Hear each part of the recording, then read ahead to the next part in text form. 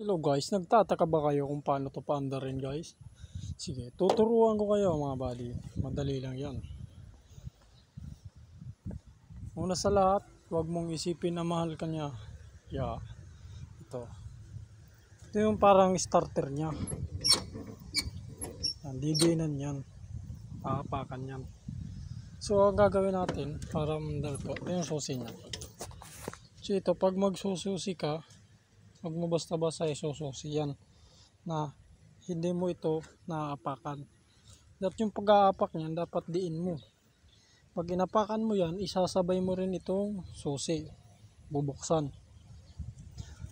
So ito, tatry natin na apakan mo muna. Ganyan, diinan. Tapos ito, sususi natin pa ganyan. So yan. Madali lang, di ba? So, ito naman, ito yung adjustan niya. So, yung sa panalong segunda yung para lumakas siya. Ayan. Minute, nalalangas siya. Ayan. Ayan. Pahinain, ganyan. So, ito naman, ito yung para umandar siya. Ito yung preno niya. Preno niya yan. Preno.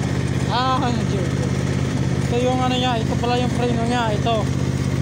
So ito aapakan natin. Ito yung pagpaandar natin, aapakan natin, aandar yan. So ito naman, yung preno niya, pag tinaap, i-preno yan. So ang atras naman, ito yung atras niya. Atras, dito. So yan, madali lang yan. Yan. Madali lang yan. So pagpapatay ka naman ng papatayin mo naman yung makina ito. Ito, stop. Ganyan ito. Madali lang, di ba?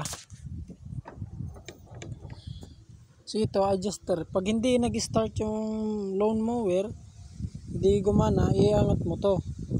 Ito kasi minsan, ito nababayan yan. Pag hindi mo yan madali dyan, kumuha, buksan mo ito. Yan, yan yung makina yan. Yan. Putang. Ito. Ganun.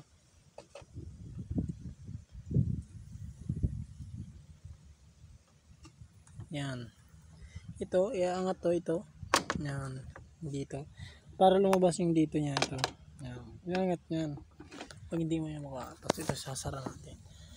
Parang may mali dito sa lawn mower. Shit.